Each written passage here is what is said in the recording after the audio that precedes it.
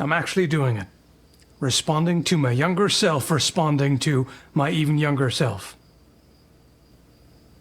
This is a video from 2017 in which I roasted a video of mine from 2014. 3 years apart, nearly. A lot of change during that time, but now it's 7 years since that video. It makes you feel old.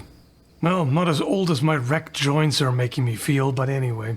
Unlike many YouTubers, I've never liked to start drama and mudslinging with others or roasting people, except myself. Self-deprecation has always been on the menu. I've chilled out a little bit with that too, and this is a good case in point of why. So, let's see what kind of arrogance we can expect from 2017 Skall. You know, me at my physical peak, whatever that means. For about 2 years, I managed to be actually in shape. And then, well... You know that feeling when you see or hear something that you did or said a long time ago that you now vehemently disagree with? Yep. The danger of a little bit of knowledge, where you know just enough to think that you know a lot, but you don't know enough to realize how much more there is and how limited your knowledge and experience really is. I'm not sure if at that time I'd realized that this is called the Dunning-Kruger effect. And even though I was aware of the principle, I was still guilty of it in some respects. Probably still am. Okay, so in my sparring video, some people noticed that we've been Oh, so young! Look at that, not a wrinkle. Not a single wrinkle on that face. landing a lot of quick cuts to the arms and hands. Have people also noticed that your sparring is amateur garbage? Yeah, I mean, true, but unnecessary. We're going to address the objections by doing tests on some sort of semi-realistic flesh analog covered in sturdy fabric, right? Oh, for the love of... Well, I have come up with better test setups since then. It's kind of funny how weird I sounded back then, at least to my ears. I mean, it's different microphones and stuff as well, but I don't know. Not a good analog to flesh and skin, but not many things are. Yeah, that's true. But come on, a frickin' squash? You might as well just punch a watermelon and then claim that your fist can smash a human skull. You know, I'm not going to criticize that criticism. Still valid. The kind of quick cut that you would use to just get past the defense. So you mean a cut using just the arms with no core engagement and no follow through. And by getting past the defense, you mean trying to snipe someone's hands who's just hanging out in long point without changing guard. Well, they don't have to just hang out in long point. There are plenty of things they can be doing that still leaves the hand exposed. I mean, hands are constantly exposed in all kinds of actions, whether it be offensive, defensive, during a cut, right after a cut, or thrust, while parrying for that matter, unless you have the basket-hilt or you're wearing heavy gauntlets or something like that. The hands are terribly exposed. Unless the opponent is well experienced and has practiced defending the hands, putting them in a position where they're harder to target, or setting it up in such a way that you punish attempts to target your hands, which is pretty advanced stuff. And yes, a quick flick in an unarmored duel to the hands is absolutely devastating. It doesn't matter how puny it looks. Yeah. Oh, that is pretty deep. Too bad your video isn't. I mean, that was kind of a funny roast. I cut a slice out of that. That's not a slice, that's a wedge. Actually... You better slice your calorie intake. Well, a certain snarky someone did eventually more or less double his calorie intake, didn't he? Quick flick right there. This quick flick just demonstrates that a squash isn't even close to a halfway adequate test medium. In post-2017 videos, we've seen that it doesn't take an awful lot of energy to inflict some gnarly damage. I know for a fact that 2017 me would not have been willing to take that puny little snap cut to the hand or the forearm or any part of the body. This would cause a bleeding cut on a naked arm, but it likely wouldn't even bruise under sturdy clothing. The thing is, yes, depending on the blade shape and sharpness, it may be difficult to get through clothing. But forearm is not a particularly good example because there isn't a whole lot of flesh on top of the bones to cushion that. So there's a bit of the anvil effect that I mentioned before, where both the flesh and the padding or clothing, whatever it is compressed and trapped between the hard bone and the blade. So that tends to make it a little easier. Plus, this sort of cut that I'm showing there with the push-pull motion has a tendency to bring the point to bear more than the kind of cut that I was used to doing at the time. In 2017, I mean. And digging into fabric or gambeson or leather armor or mail even does tend to cause a whole lot more damage to the armor. It doesn't penetrate as far below, but that would still be potentially incapacitating, or at least give you something to think about, at the very least. And here's a big oversight that I had at the time. Even if you perform a cut like this and it turns out it is ineffectual, it doesn't actually harm the opponent. Maybe it hurts, maybe it bruises, but it doesn't really draw blood or otherwise cause an incapacitating wound, right? As long as you do it without exposing yourself, if you just go in and out and you defend afterwards and you don't expose yourself to a counter, what's the harm, right? Even if it's not a valid hit as such, it's better than nothing, right? And damage can, in fact, accumulate, both to armor and to flesh and bones. So it's not really a loss there, again, if done right. But you're also a whole lot less likely to expose yourself with a quick cut like that that's less committed than this big swing from the shoulder that takes longer to wind up, takes longer to recover from, is potentially easier to see, etc., etc. So it cracked open here. Well, how fortunate that we're not built like gourds. Otherwise, people might crack their arms open just from vigorously pleasuring themselves.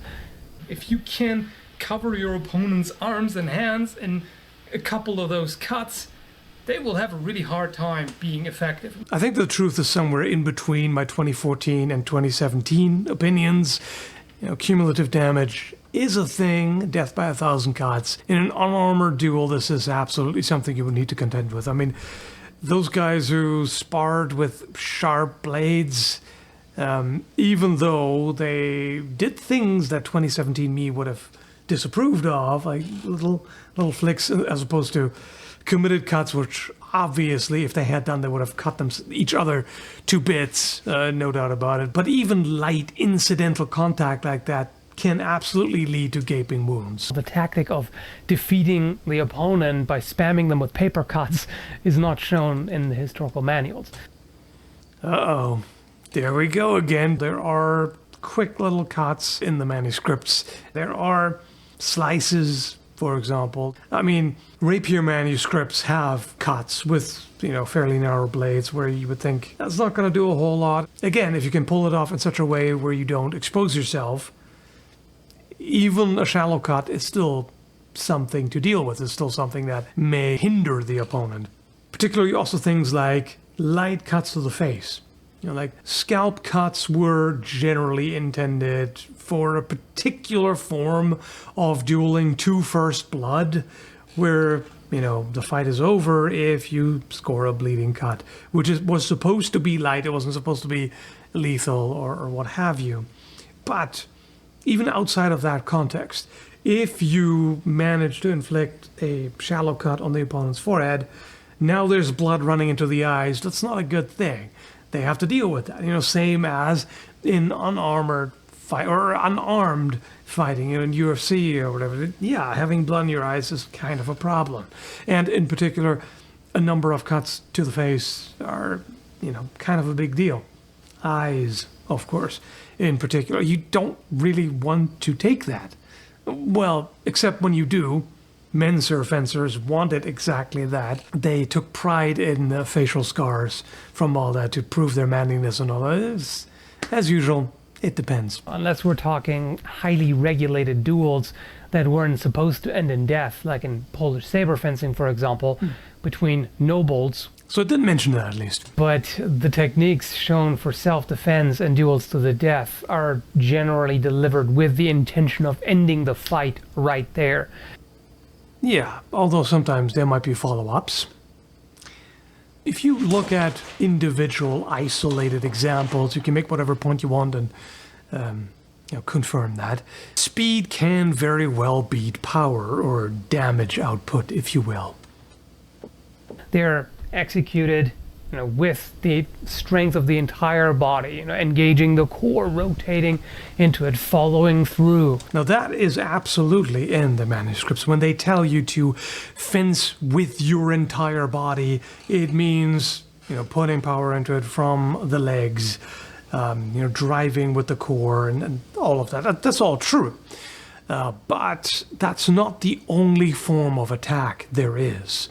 You do have attacks that basically just go from the arm, or you can still put some of your body weight into it. Even with a snap cut, you could still engage the core and put a little bit more power behind it rather than just the arms, and not compromise the speed, really. I mean, if you think about a jab, the jab is also not just this, right?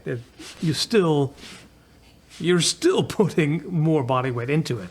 Not as much as a cross or a hook or an uppercut, but it's still not just from the arm.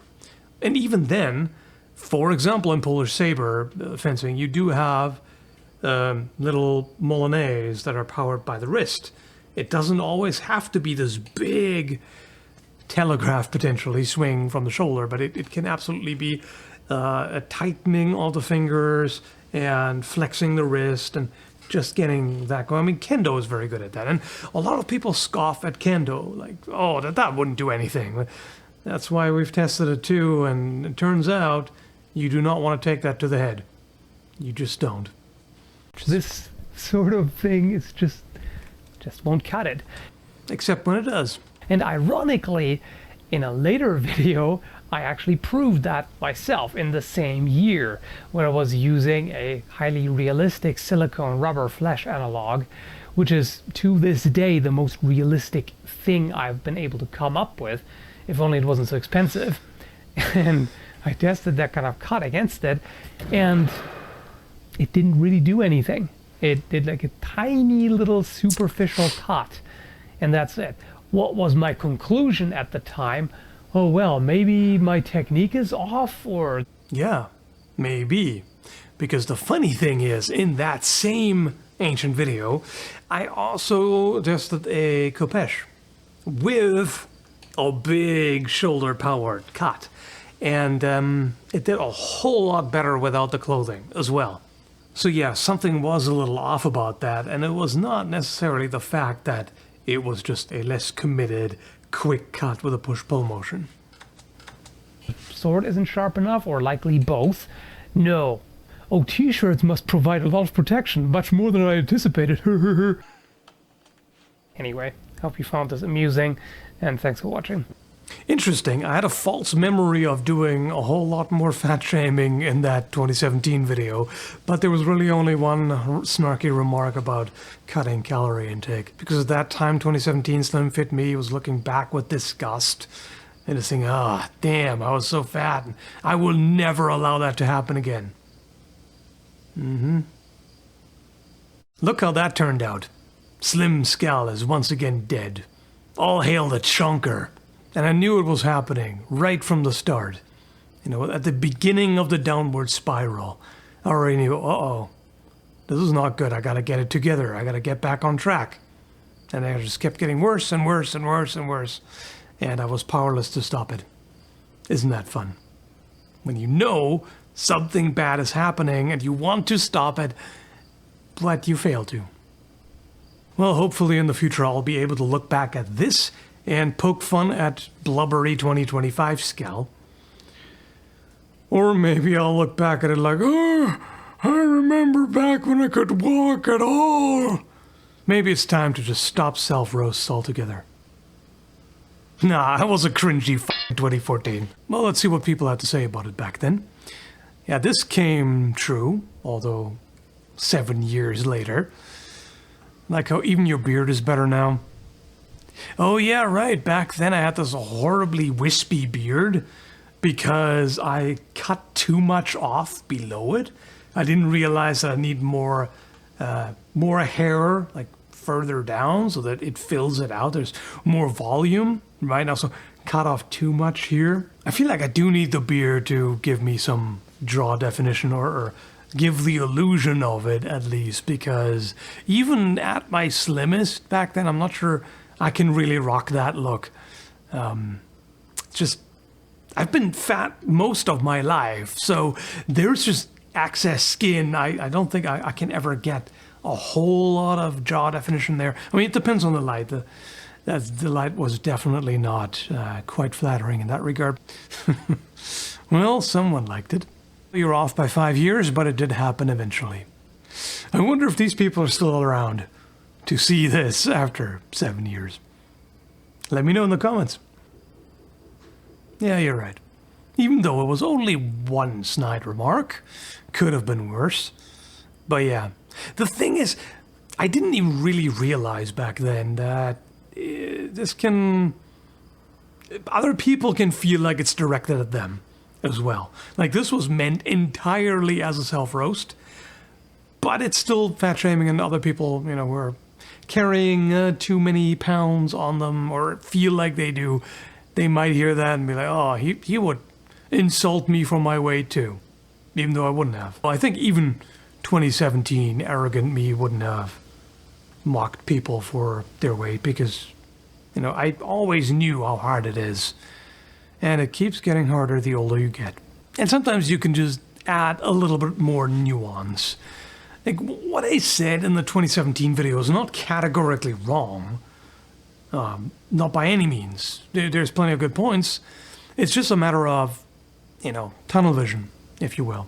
This absolutely applies in certain scenarios, depending on what the opponent is wearing, what kind of swords we're dealing with, what the prevalent fighting style is. Some of the manuscripts absolutely do emphasize such devastating cuts, others not so much. And the thing is, what I've found out by fencing Zion Niles in particular, is that if you have this sort of focus on doing as much damage as possible and coming in with these big swings that are supposed to take limbs off and whatnot, if the opponent doesn't play the same game, but rather has highly efficient, compacted movements that are supposed to get in there, quick in and out, to just score a hit that's not as committed, doesn't do as much damage, but shuts down everything that the person with the big swings does, it's frustrating.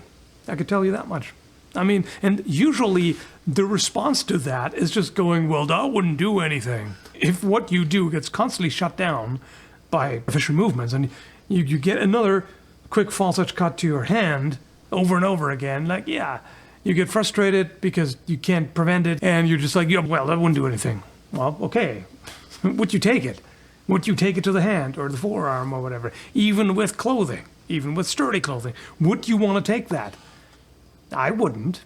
I do still think that fast, light cuts like that to the body are not very likely to be successful. Even then, though, recent tests that I did on a Ballstic Gel Dummy make me think that if you get a fairly deep cut into a pec, that's still going to affect how you can move. Like, yeah, it's not going to be a fight ender, but it's probably going to affect negatively how you can move and how quick and how strong you are. That's the thing. Live and learn, add more nuance. I can still criticize 2017 me, but it's not too bad. It's a little single-minded, it's a little bit less holistic, if you will. Not being entirely wrong, just pushing the point a little too far and not realizing yet the weaknesses of this max damage approach, if you will. I still have to get my ass handed to me by an instructor who has exactly the right fighting style that counters pretty much everything that I was used to doing. So yeah, live and learn. Anyway, hope you found this amusing, maybe even informative. Who knows? To those people who are still around after all that time, I appreciate you. Thanks for sticking around. And that's about it. Take care, folks.